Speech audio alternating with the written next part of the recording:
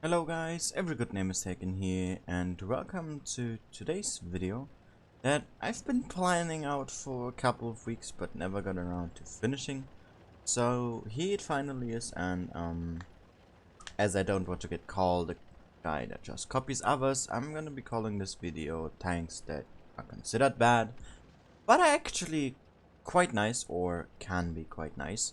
And to keep it simple, I have kept a tech tree only, and I'm doing one tank from each tier from 6 to 10 so that we have 5 tanks. Makes it pretty simple, and yeah, those are the basic rules. Tech tree tank, 6 to 10, one tank per tier, and a tank that you can actually get a good result in, that people consider to be bad for the most part. And starting off on tier 6, we have the Aerial V39, one of the more less considered tier 6 tank destroyers, I believe. Even though it has a great 105mm gun with 310 alpha damage, some solid penetration. You got 8.1 seconds reload, which is actually quite nice. It's around tier 8 German heavy reload, but a bit quicker. You got a lot of ammo, as you can see on the right of the screen. The mobility is decent, speed, overall, just in general, you can't turn that quickly, but your acceleration is quite nice. And accuracy is also not too bad, as you could see there. The snapshot was quite nice. Armor is nothing this thing really has, or a gun arc, meaning that you have to be really careful when playing this tank. It's quite a unique kind of gameplay, I would say, making it really amazing if you can utilize your somewhat unique shape, I would say, which is why many call this a football or an egg, for one or another reason. And yeah, this is a pretty good tank. I would recommend to I would like to recommend to TD players. And yeah, this is my tier 6 tank, and let's move straight to tier 9. Now, forgetting what I just said about tier 9, we're going to move straight to tier 7, and another one of my quite unique tanks to play, which is the the tier 7 medium tank of the Japanese tech tree, and one of the more fun ones in my eyes. You get a 3-shot autoloader, as you can see, with 160 alpha damage. Your intro clip is only 1 second, and your reload for calibrated shells, I think, is just like 9 seconds. Meaning you get some crazy TPM considering it's a autoloading medium tank. And you got no armor, you are tall as a house. Penetration is a bit mediocre at times. But what I really like about the tank is its overall packaging. So the mobility is not bad. The gun is really nice. It's actually quite the fun tank to play. If you are careful with your armor, as I said, that is, because you are very tall. Your sides are easily HEable. Your turret can be HEable. So you gotta be aware of that.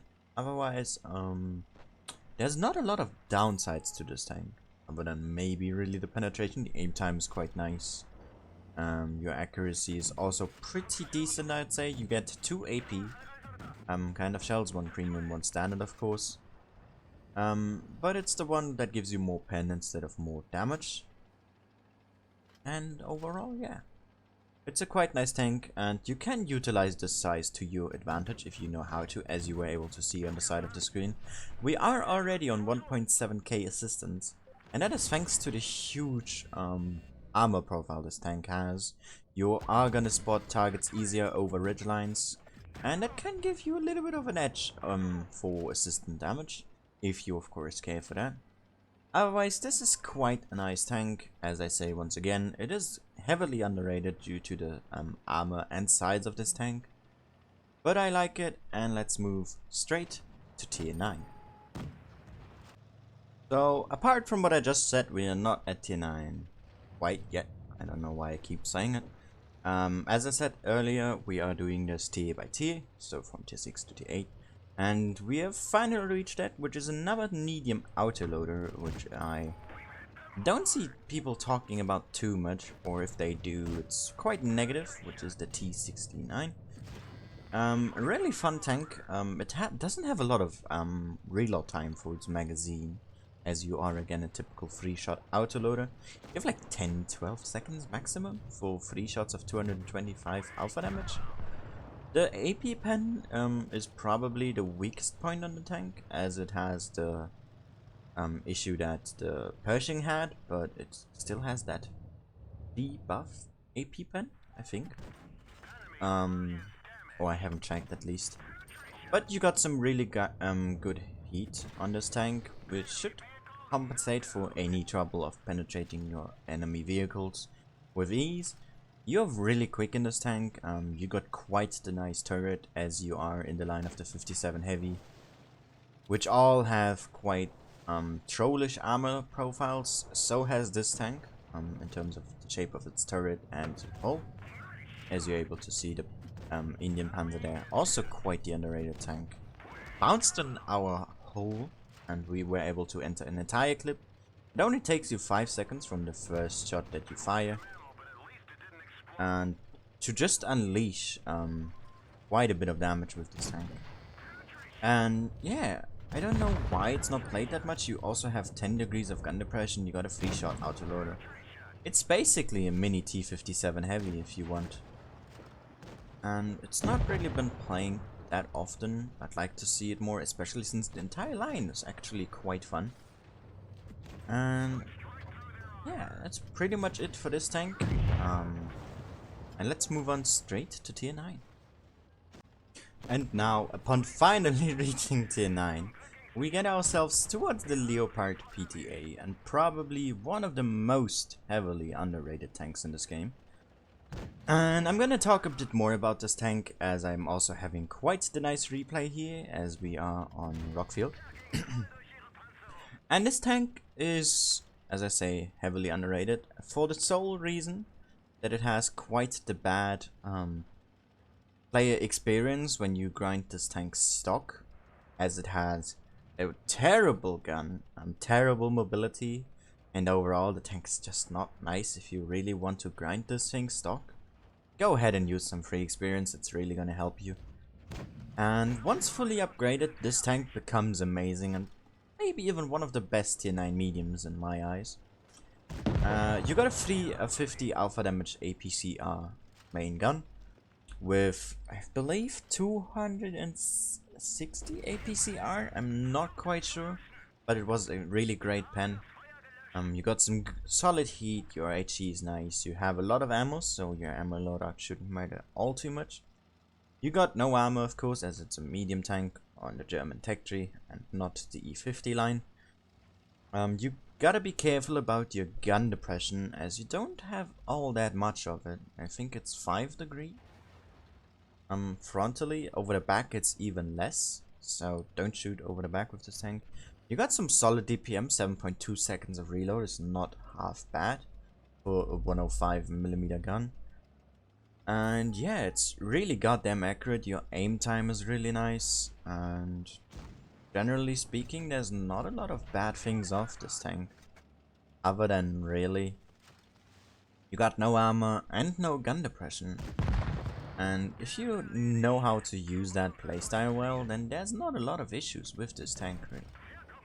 And I'd like to see more people play this thing, especially as it is as good as it is.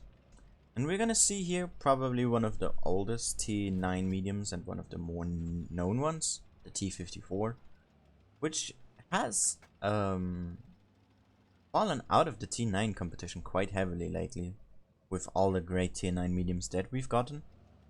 And we're gonna be in a bit of a hassle here in this 1v1. T54 on 4 kills, so he definitely is a knowledgeable player. We are on 2 in what was a 1v3, now down to 1v1. Both are one-shots, so we have to be really careful here.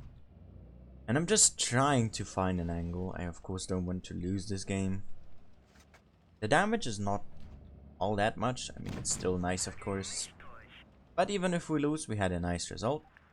We both messed up our last shots, and I was able to clear him as he was just pushing over and messed up his gun depression. And yeah, that's the PTA. I really love this tank. I'd like to hear your opinion on this tank as well. And let's move straight to tier 10. And upon finally reaching tier 10, we get to the last tank of today's video of tanks that aren't considered bad, but are actually quite nice. Which is what I like to call the powerhouse, for many reasons. One being it just is as boxy as a house could be. And for another reason, it packs quite the power behind its shells. So I quite like this tank. There's not a lot of people that do. There's a 268 that is better in most areas, as I just did a review on this tank yesterday. But it's still not, shouldn't be considered bad just because there's a tank out there that is better in most areas. And it's getting heavily overlooked just because of set 268. And yeah, you got pretty much the same gun. You get 1 degree less gun depression than the 268. You have the same rate of fire, this a little bit less penetration on both AP and heat, although the HE is the same. And yeah, you can side scrape a bit in this tank, which is something a 268 can't. Meaning you can make your armor more useful in a sense. And I really would like to see more of these things. They're quite fun to play. It's also quite mobile. And as I said yesterday, the lucky camo plus the bicycle gives 50% luck to your RNG. Not confirmed by Wargaming, of course. And yeah, it's a pretty nice tank in general. Should definitely give it a try if you have the chance to, and maybe bring it out for a couple of spins. And this basically concludes my video for today. I could make a couple more of these because there's a lot of tanks that aren't getting as much recognition as they should be having. Tanks like the Indian Panzer and stuff like that. So I have a couple requests to you guys. First of all, please let me know what you think of all these tanks on the list. Also let me know if you would like to see a second episode, quote unquote, of this. And then I would definitely get behind that as soon as I can. Otherwise, I hope you enjoyed this video, and it might have bringing you a bit closer to some tanks that I love and think are actually good. And yeah, this has been it from me for today. I hope you enjoyed it, and see you all again in the next one. Bye bye.